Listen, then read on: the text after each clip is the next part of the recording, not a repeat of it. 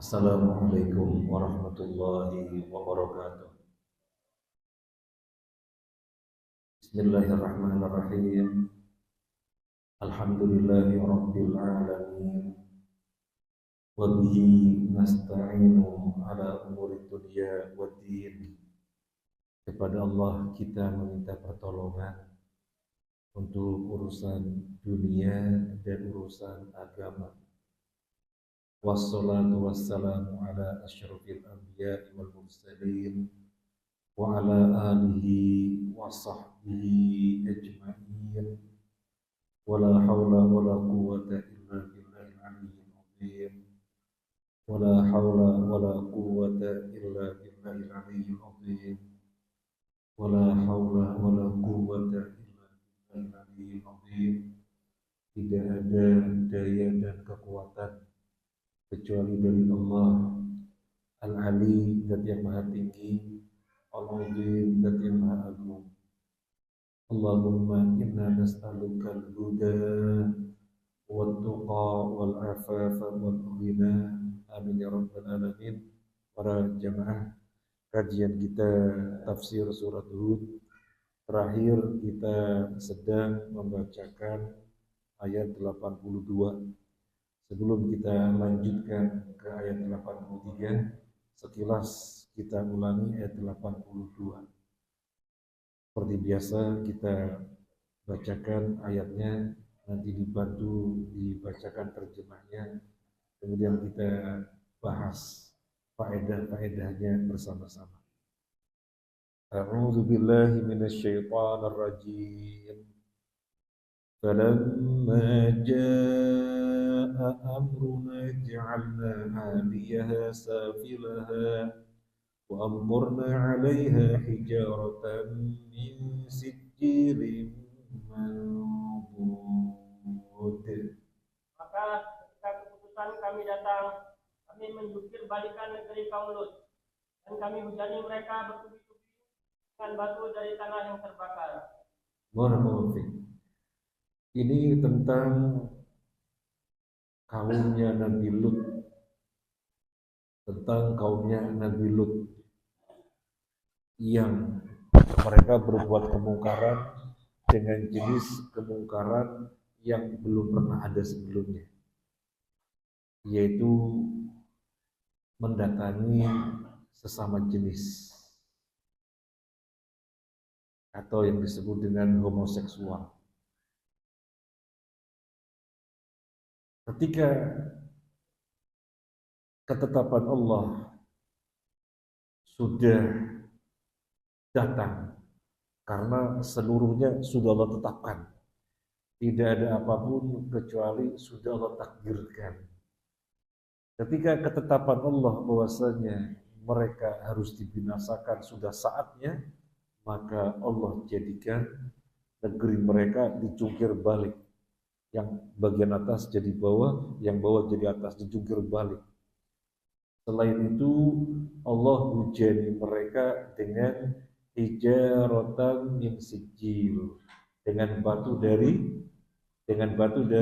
neraka, bukan batu dunia, dengan batu dari neraka.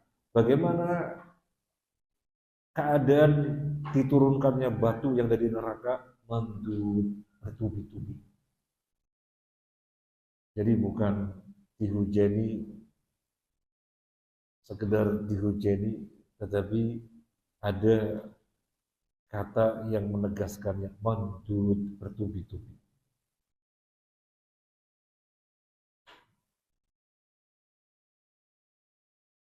Kaum Quraisy yang sudah pernah melewati negerinya kaum Nabi Lut yang namanya Sadum, mereka melihat karena melewati, melihat, tetapi mereka tidak bisa menjadikan sebagai pelajaran. Mereka tetap memusuhi Nabi sallallahu alaihi wasallam karena mereka hatinya keras sehingga tidak bisa mengambil ibrah.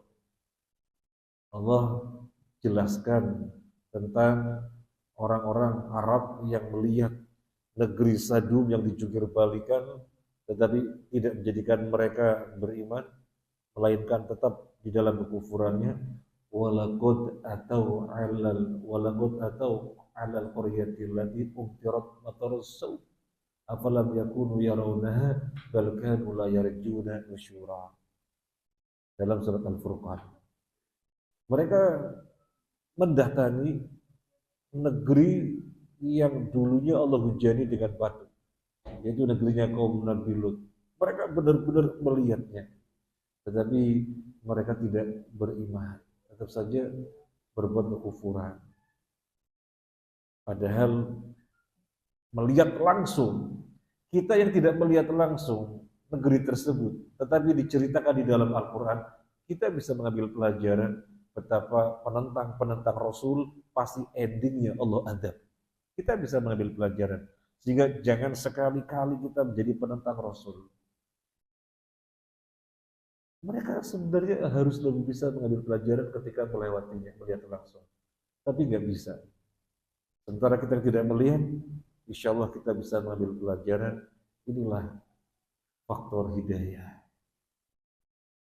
Hidayah itu mahal. Dan Allah ceritakan di dalam Al-Quran kisah-kisah tidak lain agar kita berpikir. Faksusil qososo la'allahum yatafakkarun. Kata Allah, ceritakanlah kisah-kisah agar mereka berpikir. Jadi kalau kita baca Al-Quran tentang kisah-kisah, tetapi tidak menjadikan kita berpikir, sehingga tidak ada perubahan atau peningkatan, maka kita bebal. Kita bebal. Naudzubillah min dzalik, hatinya keras. Qulubuhum qaswah. Sebagaimana Allah berfirman tentang orang-orang kafir Quraisy, qulubuhum qaswah. Sawa'un 'alaihim a'andzartahum am lam tunzirhum la yu'minun. Sama aja, kalian peringatan atau enggak kalian peringatan, enggak ngefek, enggak ngaruh. Tetap aja jangan beriman. Bebel. Hatinya keras. Dan kita memohon kepada Allah, di mana Allah telah menjadikan kita sebagai orang-orang yang memiliki hati cinta kepada ilmu. Kita berharap ilmu ini manfaat, menjadikan hati lembut, tidak keras. Hati lembut itu senang dengan kebaikan. Hati lembut itu senang dengan kebenaran. Hati lembut itu senang dinasehati. Hati lembut itu mudah mengaku kesalahan ketika salah. Itu hati yang lembut.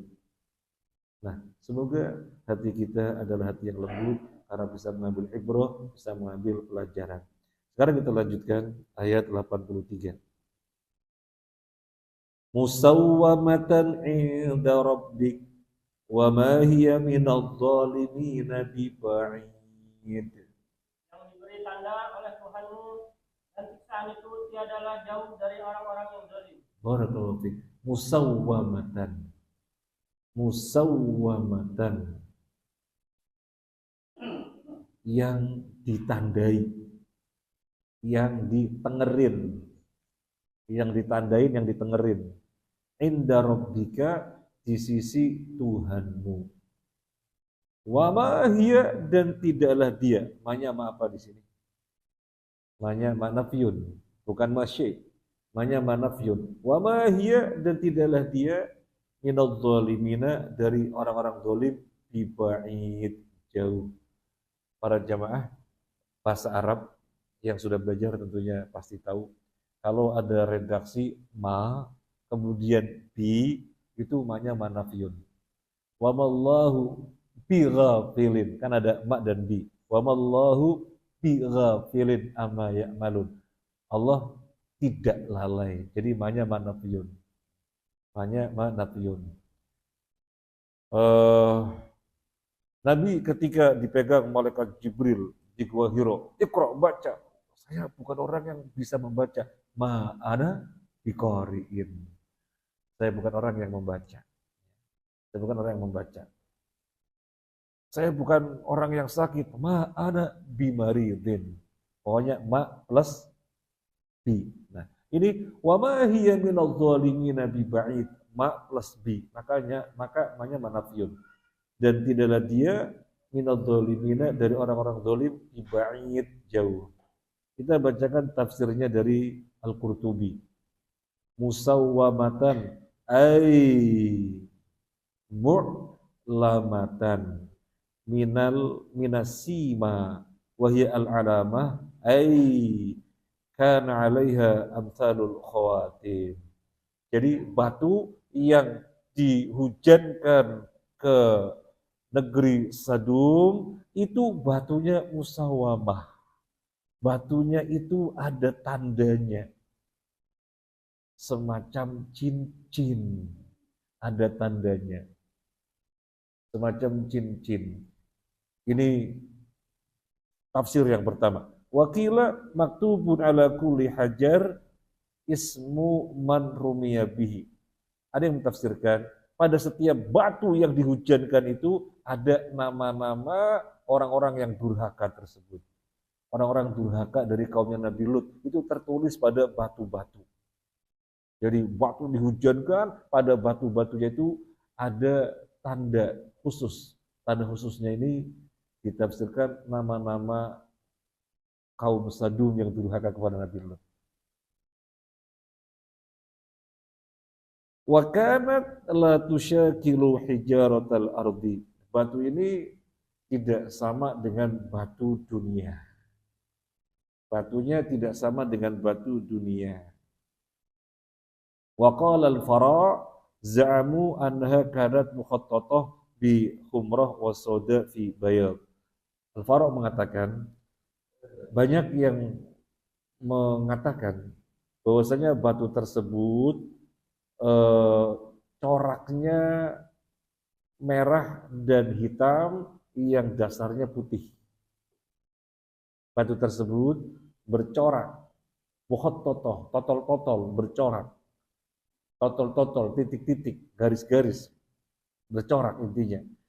Antara merah dan putih yang dasarnya, yang antara merah dan hitam yang dasarnya putih. Mukhattatoh bi humrah wa sawad fi bayad.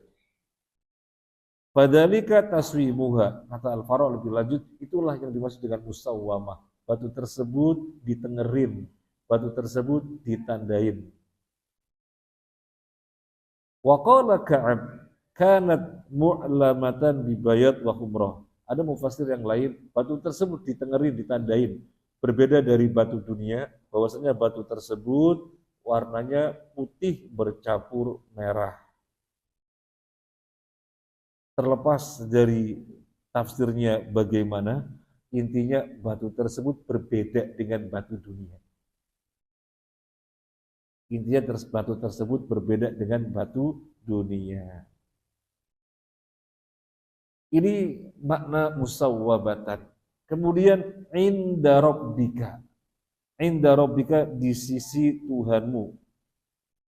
Wa fi qawlihi 'inda rabbika dalilun ala anha laysat min hijaratil ardi. Musawwamatan ditandai, ditengerin, 'inda rabbika di sisi Tuhanmu. Lafaz 'inda rabbika menunjukkan batu tersebut bukan batu bumi. Jadi tafsir 'inda rabbika di sisi Tuhanmu menunjukkan batu tersebut bukan batu yang ada pada kalian. Tetapi 'inda rabbika di sisi Tuhanmu. Jadi bukan batu bumi. Bukan batu bumi. Tetapi batu dari sisi Tuhanmu.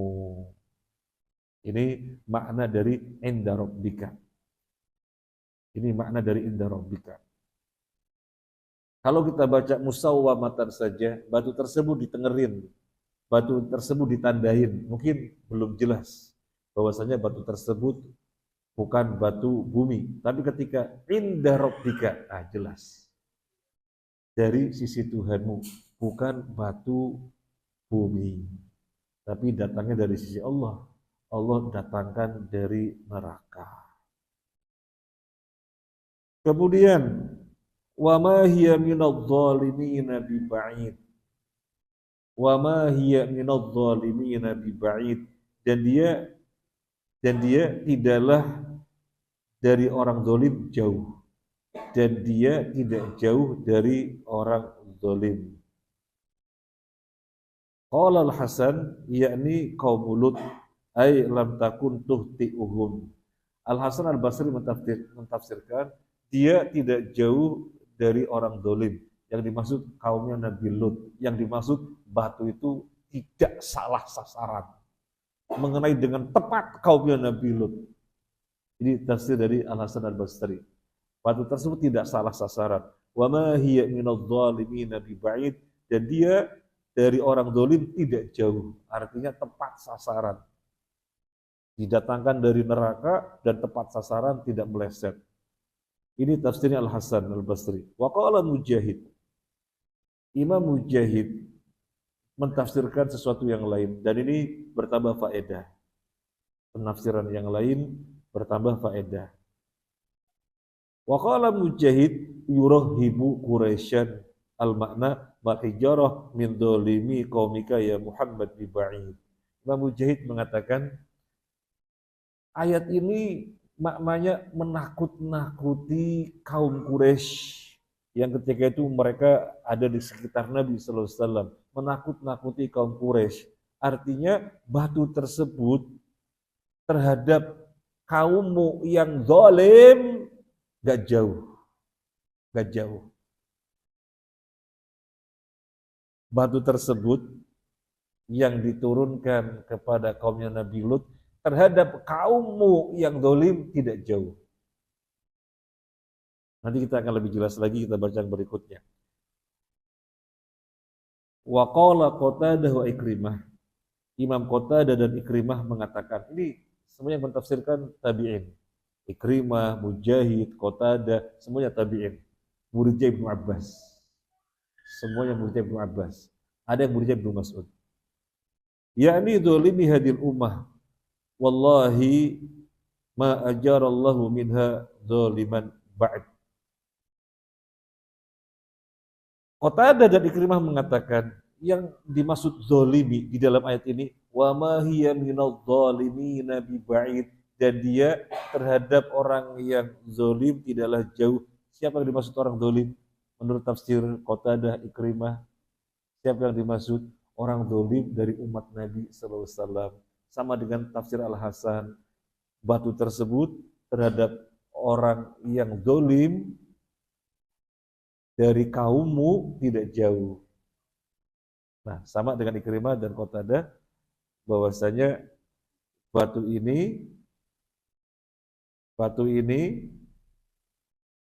terhadap orang-orang yang zalim, maksudnya kaum kamu, kaumnya Nabi Muhammad SAW tidak jauh, bahwa tidaklah orang yang berbuat seperti perbuatannya kaumnya Nabi Lut akan disiksa pula. Yang dimaksud dari kaummu yang berbuat kemungkaran seperti kaumnya Nabi Lut akan disiksa pula, dan itu tidak jauh. Itu yang dimaksud tidak jauh. Waruya ani Nabi sallallahu alaihi wasallam, diriwayatkan dari Nabi sallallahu alaihi wasallam annahu qala sayakunu fi akhiri ummati qaumun yaktafi rijaluhum birrijal wa nisahum bin nisa idza kana dzalika fartaqibu adab qaumi Lut ayursilallahu alaihim hijaratan min sijil summa tala Rasulullah sallallahu alaihi wasallam wa ma hiya minadh dhalimin bi ba'id. Rupanya mufassir tadi ya Imam Mujahid, kemudian Qatadah dan Ikrimah mendasarkan kepada hadis ini. Jadi dolimi itu orang dolim dari kalangan umat Nabi Muhammad SAW. Nabi pernah bersabda, akan terjadi pada akhir umatku nanti adanya kaum yang lelaki senangnya dengan lelaki, yang perempuan senangnya dengan perempuan. Kalau sudah terjadi demikian, maka tunggu saja adab sebagaimana yang menimpa kaumnya Nabi Lut, di mana Allah timpakan batu dari sijil, dari neraka. Setelah Nabi bersabda demikian, Nabi membaca ayat ini, wa ma hiya minadh dhalimina biba'id, dan tidaklah ia dari orang-orang zalim jauh, dan tidaklah ia dihujankannya batu dari kaummu yang zalim yang berbuat demikian jauh. Artinya kaummu kalau berbuat demikian juga tidak jauh akan diadab sebagaimana adab yang menimpa kaum Nabi Lut. Naudzubillah, naudzubillah, naudzubillah. Maka seharusnya orang-orang zaman sekarang yang terjadi pada mereka perbuatan seperti perbuatannya kaum Nabi Lut harus takut ketika membaca ayat ini. Wa ma hiya minadh-dhalimin bibaid. Kalau misalnya terjadi orang demikian, bacakan ayat ini. Wa ma hiya minadh-dhalimin bibaid. Loh, kenyataannya belum ada adab. Allah Maha Kuasa untuk mensegerakan adab atau tidak mensegerakannya karena memang telah ditetapkan. Allah Maha berkehendak. Yang jelas tidak ada yang salah dengan ayat, dan Nabi telah menjelaskan demikian akan terjadi pada akhir umatku nanti adanya kaum lelaki yang sukanya dengan lelaki, wanita yang sukanya dengan wanita. Kalau sudah terjadi demikian, maka tinggal tunggu saja azab yang menimpa kaumnya Nabi Lut, di mana Allah hujankan batu min sijil, hijaratan min sijil, batu dari neraka. Kemudian di dalam riwayat yang lain, wa fi riwayatin anhu alaihissalam, la tadhabul layali wal ayyam hatta tastahilla hadhil ummah adbarar rijal kama istahallu adbarar nisa fatusibu tawaifa min hadhil ummah hijaratun min rabbika. Tidaklah hilang malam dan siang, tidaklah hilang, tidaklah sirna malam dan siang. Artinya malam dan siang akan terus ada bergantian hingga adanya kaum dari umat ini yang mereka orang-orang lelakinya menghalalkan duburnya lelaki pula, sebagaimana halalnya wanita untuk mereka, tapi yang mereka halalkan duburnya laki-laki. Sehingga kemudian akan ditimpakan kepada kelompok dari umat ini hijaratun min rabbika, batu dari sisi Tuhanmu, bukan batu dunia, tapi batu dari neraka. Ini kan ancaman. Hadis ini maknanya ancaman untuk orang-orang yang demikian. Dan alhamdulillah santri kita mungkin ada yang sempat ketemu, namanya Ustaz Ilham Fajri. Pastor masih ketemu ya? Kawin ketemu ya? Ustaz Ilham Fajri dulu tinggal di sini, sekarang dia banyak membantu orang-orang yang fitrahnya terbalik, yang laki sukanya laki, jadi memang tidak ada hasrat sama wanita. Dia menerapi orang demikian dan banyak pasiennya. Dia itu kaget, oh ternyata banyak. Ustaz Ilham Fajri kaget, ternyata banyak orang yang hilang fitrahnya, lepas fitrahnya. Nah, kita juga baru tahu dari informasi beliau, banyak ternyata pasien yang seperti ini, diterapi biar kembali kepada fitrahnya. Kita nggak tahu ya pengaruh apa ya seperti itu ya. Kita nggak tahu. Shadaqallah wa shadaqar Rasul.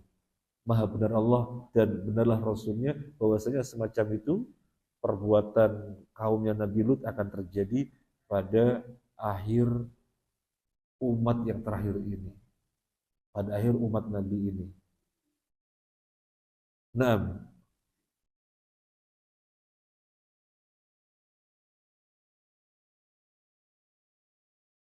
tadi dari Al-Qurtubi. Sekarang kita akan bacakan dari tafsir As-Sa'di. Kita akan bacakan dari As-Sa'di. Musawwamatan 'inda rabbika wa ma hiya minadh-dhalimin biba'id. Musawwamatan 'inda rabbika ay mu'lamatan 'alaiha 'alamatul 'adab wal ghadab. Syekh Sa'di mentafsirkan sesuatu yang lain. Jadi dari Qurtubi beliau mentafsirkan sesuatu yang lain. Apa yang dimaksud dengan musawwamatan? Ditandain, ditengerin. Batu tersebut ditandain, ditengerin. Ada tanda tersendiri, ada tenger tersendiri. Kata Syekh Sa'di, pada batu itu ada tanda-tanda azab dan ada tanda-tanda kemurkaan. Pada batu tersebut ada tanda-tanda azab. Jadi orang yang melihat itu tahu ini batu azab. Orang yang melihat itu tahu ini batu kemurkaan dari Allah. Jadi berbeda dengan batu yang ada. Musawwamatan. Ini tafsir As-Sa'di. Wa ma hiya minadh-dhalimina biba'id. Wa ma hiya minadh-dhalimina alladziina yushabihuna li fi'li qaumi Lut biba'id. Falyahdhar al-ibad ay yaf'alu ka fi'lihim la yusibahu ma asabahum. Apa tafsir As-Sa'di? Dan dia dari orang-orang zalim tidaklah jauh. Maksudnya adalah dan adab yang demikian itu dari orang-orang yang berbuat seperti perbuatannya kaumnya Nabi Lut tidak jauh. Untuk itu berhati-hatilah, waspadalah umat yang terakhir ini, jangan sampai berbuat seperti perbuatannya kaum Nabi Lut karena akan ditimpa adab yang semisal pula. Naudzubillah, naudzubillah, naudzubillah. Para jamaah, secara hukuman lebih berat mana orang yang zina dengan orang yang liwat, yang sodomi, lebih berat mana? Kalau orang zina dirinci sudah nikah atau belum? Kalau belum menikah dicambuk 100 kali dan diasingkan dari negerinya. Kalau bahasa kita, dalam konteks kita mungkin diasingkan ke Nusa Kambangan. Atau mana? Daerah terpencil. Mana? Hah? Mana? Oh jangan. Oh jangan. Cambuk 100 kali sudah diasingkan. Kalau sudah nikah, dirajam sampai mati. Tapi kalau orang liwat, dia dibunuh dengan cara cari bangunan yang paling tinggi. Ini hadis Nabi. Cari bangunan yang paling tinggi, kemudian dia dijatuhkan dalam keadaan kepalanya di bawah, meluncur kayak roket. Itu hukuman liwat. Orang yang berbuat sodom. Jadi lebih berat. Jadi justru lebih berat daripada orang berbuat zina. Naudzubillah, summa naudzubillah, summa naudzubillah. Nah, dan Nabi sudah bersabda akan terjadi pada akhir umat ini yang menunjukkan tanda hari kiamat. Bagaimana sabda Nabi tadi? Siang dan malam tidak akan hilang. Artinya siang dan malam akan terus ada secara bergantian hingga datangnya suatu kaum dari umatku yang menghalalkan tuburnya lelaki sebagaimana menghalalkan wanita. Padahal yang halal wanita, tapi mereka memandang lelaki halal. Naudzubillah, naudzubillah, dan ironisnya lagi semacam ini disahkan oleh undang-undang. Naudzubillah, summa naudzubillah. Dan kalau nggak salah sudah terjadi di Indonesia adanya pernikahan sejenis dan diviralkan dan kayak adem-adem saja. Seakan-akan perkara yang biasa-biasa saja, mungkin dikatakan itu hak asasi manusia, urusan mereka, naudzubillah. Mereka berada di mana? Misalnya di suatu tempat. Kalau Allah kehendaki Allah timpakan mereka, maka orang yang baik-baik di sekitarnya pasti kena. Kenapa? Bukan kena azabnya. Kenapa? Kena dampaknya. Kalau azabnya ditimpakan kepada si pelaku, tapi orang-orang di sekitarnya kena. Bukan kena azabnya, kena dampaknya.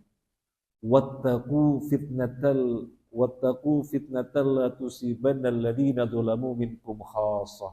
Dan takutlah kalian terhadap suatu fitnah yang tidak saja dikenakan kepada orang yang zalim secara khusus. Apa maksudnya? Orang-orang di sekitar yang tidak berbuat zalim juga kena dampaknya. Sebagaimana di dalam hadis disebutkan, tentara Abraha memerangi Ka'bah, maka Allah timpukin mereka dengan azab. Selain batu yang timpukin kepada mereka, juga mereka dibenamkan. Nabi bersabda, yang depan dan sampai belakang semuanya dibenamkan ke dalam bumi. Kemudian beliau ditanya oleh salah seorang istri Nabi, ditanya, "Ya Rasulullah, gimana dibenamkan semuanya? Kan tidak semuanya bagian dari pasukan Abraha. Yang pasukan Abraha kan yang menyerang Ka'bah. Yang di belakang-belakang itu kan orang sedang transaksi di pasar-pasar. Bukan bagian dari Abraha, kok dihancurkan?" Kata Nabi SAW, iya, zahirnya sama-sama dibenamkan. Yang membedakan nanti di akhirat, yang membedakan niatnya. Orang-orang yang tidak bagian dari Abraha nanti dibangkitkan pada hari kiamat sebagai orang yang bukan dari bagian mereka. Adapun wujudnya di dunia sama-sama dibenamkan. Berarti kenapa? Dampaknya. Ada dampaknya, waliyadzubillah. Maka kalau ada orang yang seperti itu, nggak boleh tinggal di tengah-tengah kita, usir. Kalau ada yang berbuat demikian di tengah-tengah kita, usir. Ente jangan tinggal di sini. Kenapa? Wa ma hiya minadh-dhalimina biba'id, bacakan. Lo maksudnya apa? Ente ngaji sih di Thaiyibah nanti paham gitu. Iya. Iya. Kalau yang ngaji kan langsung paham. Oh, maksudnya itu. Wa ma hiya minadh-dhalimina biba'id. Gak boleh tinggal di lingkungan tersebut. Kalau timpakan adab kepada dia, di sekitarnya kena dampaknya. Kecuali barangkali kalau bertobat, sudah bertobat sebenarnya, catatan adab untuk dia Allah hapus, ya semoga demikian. Kalau sudah benar-benar bertobat. Tapi kalau belum bertobat, catatan adab untuk dia, kapan saatnya Allah akan timpakan. Naudzubillah min dzalik. Kemudian, sekarang ayat 84. A'udzu billahi minasyaitonir rajim. Wa ila madyana akhahum syu'aiba. Qala ya qaumi i'budullaha ma lakum min ilahin ghairuh. Wa la tanqusul mikyala wal mizan. Inni arakum bi khair. Wa inni akhafu alaikum adaba yaumin muhit. Pada penduduk Madian, kami utus saudara mereka Syuaib. Dia berkata, wahai kaumku, sembahlah Allah, tidak ada Tuhan bagimu selain Dia, dan janganlah kamu kurangi takaran dan timbangan. Sesungguhnya aku melihat kamu dalam keadaan yang baik, makmur, dan sesungguhnya aku khawatir kamu akan ditimpa azab pada hari yang membinasakan, kiamat. Barakallahu fiik. Kita terjemah lafziyah dulu. Wa ila Madyana, dan kepada Madyan. Akhahum, saudara mereka. Syu'aiba, yaitu Nabi Syu'aib alaihissalam.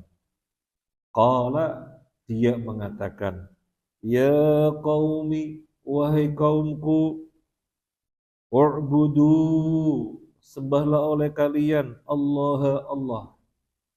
Malakum, tidaklah bagi kalian min ilahin, dari sesembahan ghairuhu, selainnya. Wala tanqusu, dan janganlah kalian mengurangi al-mikyala, takaran, wal mizana, dan timbangan. Mizan tahu semua ya, timbangan. Kalau mikyal, takaran. Mizan, timbangan, mikyal, takaran. Ini sesungguhnya aku, arakum, melihat kalian. Aro, apa artinya aro? Melihat. Ro'a, ya ro, ru'yah. Sudah ru'yah hilal.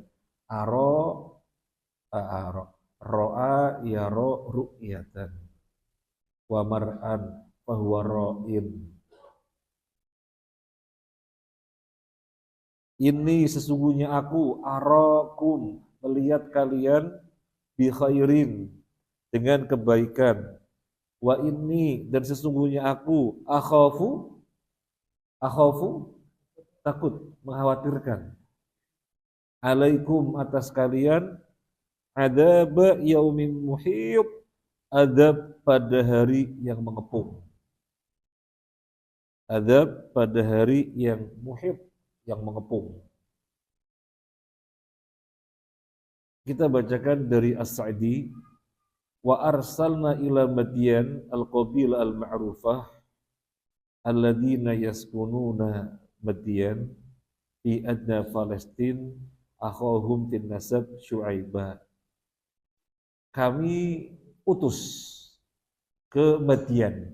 Madyan ini sebuah kabilah yang dikenal di daerah Adna Palestin, di dataran rendah Palestin.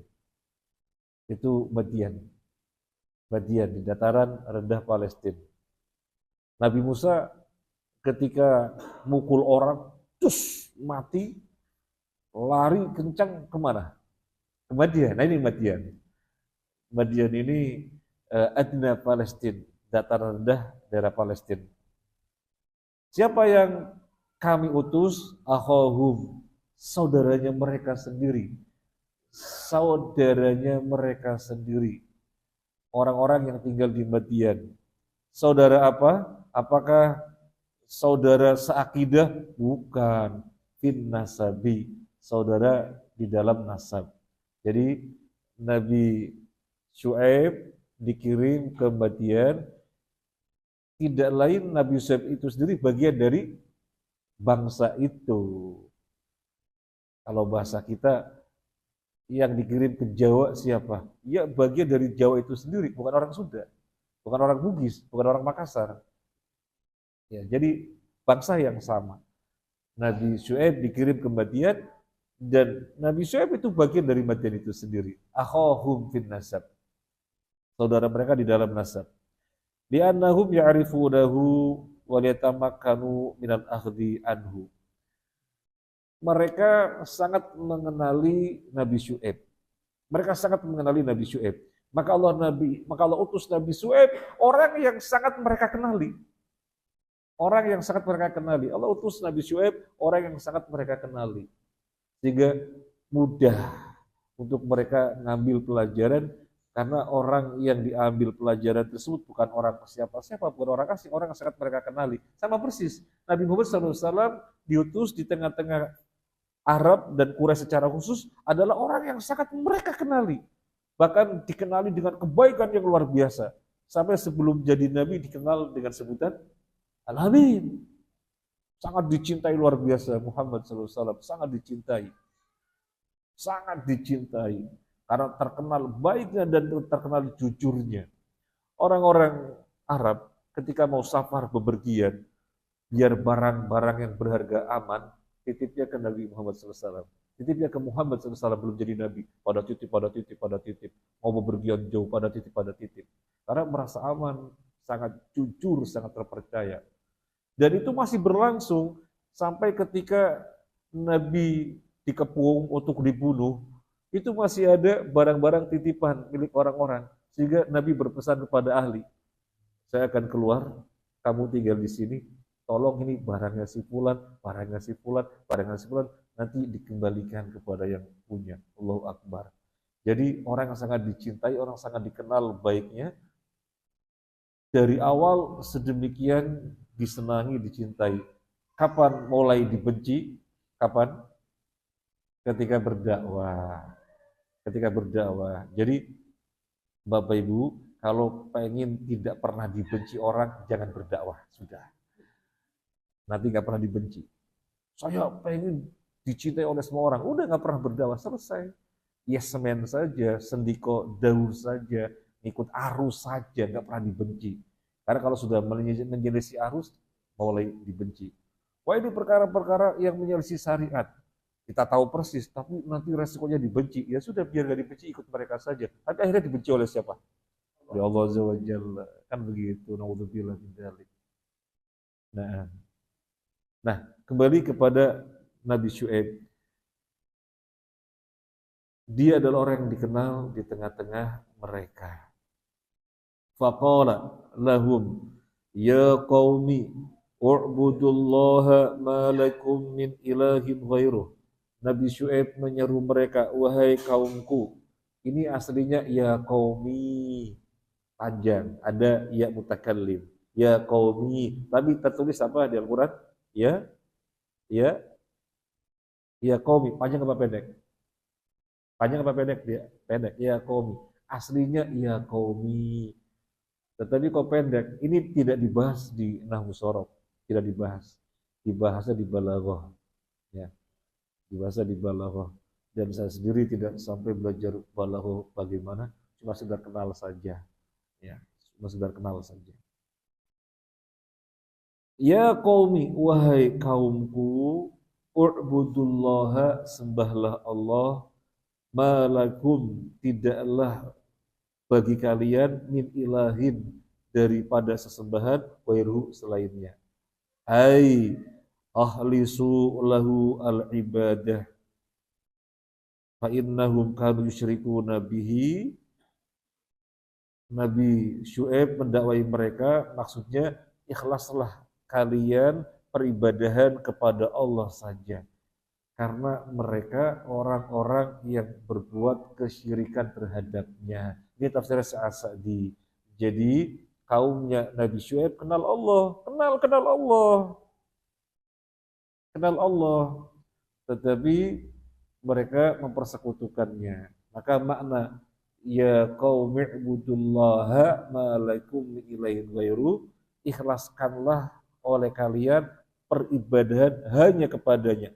Wa innahum kanu yusyrikuna bi. Kata Syekh Sa'di, mereka itu mempersekutukan Allah. Mereka kenal Allah, kenal.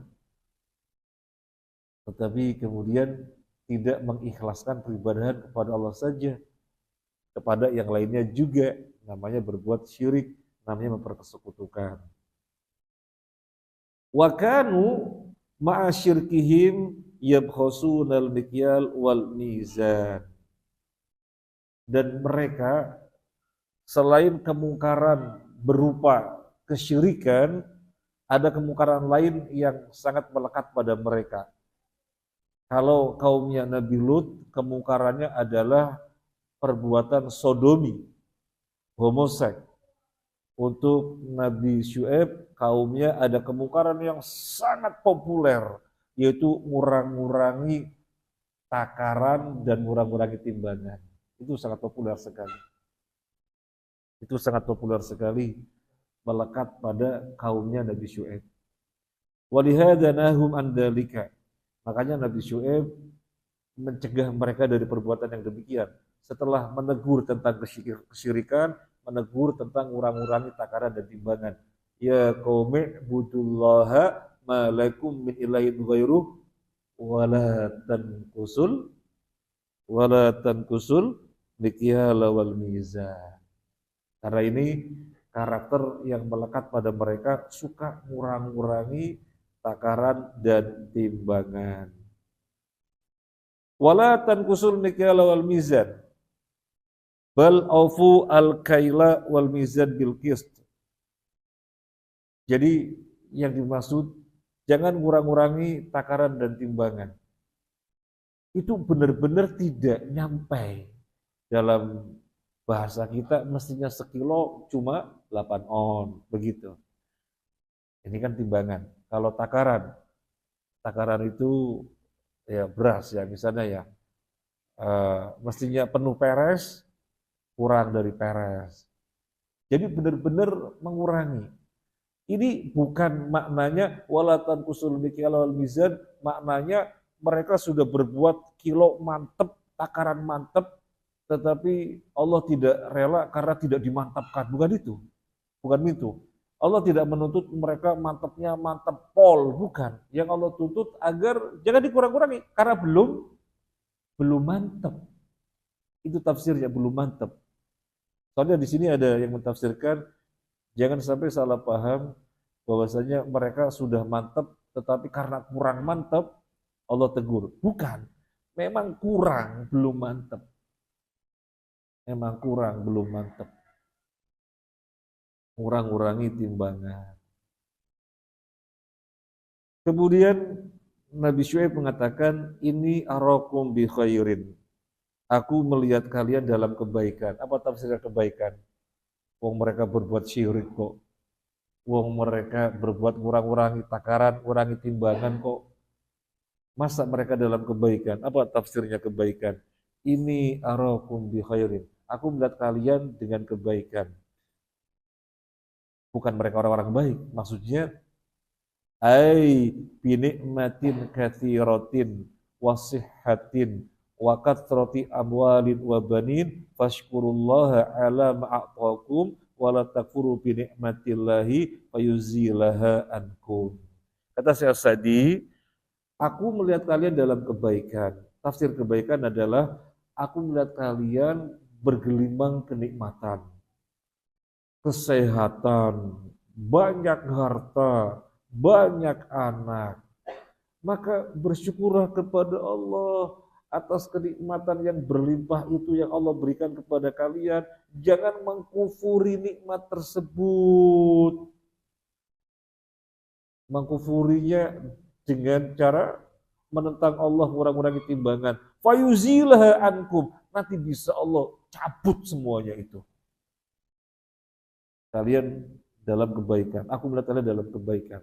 Maksudnya bergelimang dengan kenikmatan, bergelimang dengan harta, bergelimang dengan kesehatan. Mereka orangnya sehat-sehat, kuat-kuat, bergelimang dengan keturunan yang sangat banyak. Pokoknya berkah, keberkahan, menyenangkan. Syukuri itu. Jangan berbuat kufur. Berbuat kufurnya apa bentuknya?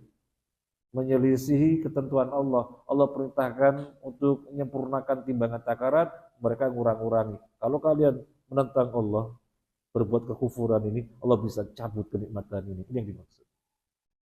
Ini yang dimaksud. Ini arakum bi khairin. Bi khairin bukan mereka orang-orang baik. Karena kalau ditafsirkan mereka orang-orang baik, ya bertentangan dong maknanya. Nabi Syuaib mengingatkan, sembahlah Allah karena mereka berbuat syirik. Jangan kurang-kurangi timbangan. Mereka adalah orang yang zalim. Kok disebut kalian orang-orang baik? Kan tidak mungkin. Maka khair tafsirnya adalah bergelimang dengan kenikmatan, dengan harta, dengan kesehatan. Kemudian wa inni akhafu alaikum adzab yaumin muhit. Kata Nabi Syuaib, aku mengkhawatirkan kalian untuk ditimpa azab pada hari yang azab tersebut mengepung dari berbagai sisi. Gak ada celah untuk berlepas dari azab. Gak ada celah. Gak ada celah untuk berlepas dari azab. Jangankan bentuk azabnya itu sendiri, mendengar suaranya malaikat sudah azab tersendiri. Nggak usah mendengar suaranya, melihat malaikat menjaga neraka sudah azab tersendiri. Jadi aku mengkhawatirkan kalian terhadap suatu azab yang mengepung. Kalau yang dimaksud akhirat demikian, azab mengepung, nggak bisa terbebas dari azab Allah. Tapi dalam tafsir As-Sa'di, ini maksudnya azab di dunia. Dalam tafsir As-Sa'di ini maksudnya azab di dunia. Kita bacakan. Wa inni akhafu 'alaikum adzaba yaumin muhit ay adzaban yuhitu bikum wa la yabqa minkum baqiyah. Azab akan menimpa kalian dari berbagai penjuru sehingga kalian tidak tersisa satu orang pun. Nah, berarti ancaman azab masih di dunia gara-gara berbuat syirik, kurang-kurangi takaran dan kurang-kurangi timbangan. Naudzubillah min dzalik. Maunya beruntung banyak sehingga orang beli sekilo, gila ini cuma 8 on. Orang belinya 1 liter tetapi tidak peres. Dia maunya untung banyak, dengan kurang-kurangnya seperti itu bisa dijual lagi. Dia berpikiran seperti itu. Iya, soalnya dia nggak ada rasa takut kepada Allah yang pertama. Yang kedua, sesungguhnya itu mengurangi keberkahan. Yang ketiga, nggak usah bicara masalah akhirat, nggak usah bicara masalah keberkahan, sisi duniawinya saja, pembeli melihat demikian kan merasa dibohongi. Nanti balik lagi apa enggak? Balik lagi mau beli, jadi repeat order? Enggak mungkin. Wah, saya dibohongi, cuma 8 on, bilangnya sekilo, saya dibohongi. Katanya peres, 1 liter, ternyata tidak peres. Nggak mau kembali lagi, rugi dia. Ini gak usah bicara masalah adab, gak usah bicara masalah keberkahan, masalah marketing saja, masalah penjualan saja, dia sudah rugi. Coba, kalau dia menakar peres, bahkan mantap dilebihkan, kemudian kilo juga mantap. Secara hitungan barangkali dirasakannya rugi, tapi sebenarnya itu untung. Nggak usah biaya marketing iklan-iklan, tetapi orang melihatnya sudah teriklankan langsung. Ini kita bicara sisi dunianya saja. Apalagi bicara masalah adab, masalah keberkahan sudah pasti. Wong duniawinya saja dia sudah dirugikan kok. Dia sudah dirugikan, menjadikan pelanggannya tidak pada percaya. Kan daripada biaya iklan misalnya, daripada biaya iklan dan yang lainnya, dengan praktek yang jujur, itu sudah iklan. Oh sana loh, kalau jualan mantap timbangannya, mantap takarannya, kedok kularo pada datang kan begitu. Nah, kita bacakan pertanyaan dulu. Izin bertanya, jika saya dikasih amanah buat membagi kue 1 bulatan besar, lalu dibagi 4, 1 untuk saya, 3 buat orang lain. Lalu saya tak sengaja membuat 1 irisan lebih besar. Lalu saya ambil yang besar untuk saya. Apakah ini boleh? Apakah harus presisi irisannya? Syukron. Barafikum wa barakafikum. Jawabannya kan amanah, kan tulisannya kan amanah. Ini kue besar, potong jadi 4, dibagi berempat. Anda sendiri dan 3 orang lainnya. Bilangnya kan amanah dibagi 4, ya harus sama. Oh, tapi kan nggak tahu persis presisi, ya tidak itu demikian. Intinya diperkirakan sudah sama.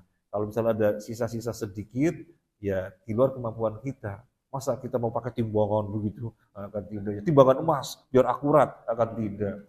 La yukallifu nafsan illa usaha. Jadi dengan diperkirakan sama sudah. Tetapi kalau sengaja, yang penting kan dibagi 4, saya yang gede. Nah, kalau itu sama seperti kaumnya Nabi Syuaib. Ya.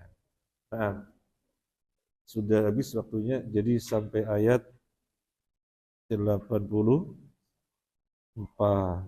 Nah, jadi kalau kaumnya Nabi Lut, kemungkarannya adalah sodomi, kemungkarannya Nabi Syuaib adalah ngurang-ngurangi timbangan dan takaran. Naudzubillah min dzalik. Ini saja semoga bermanfaat. Jazakumullah khairan. Mohon maaf atas hal-hal kurang berkenan. Subhanakallahumma wa bihamdika asyhadu an la ilaha illa anta astaghfiruka wa atubu ilaik. Assalamualaikum warahmatullahi wabarakatuh.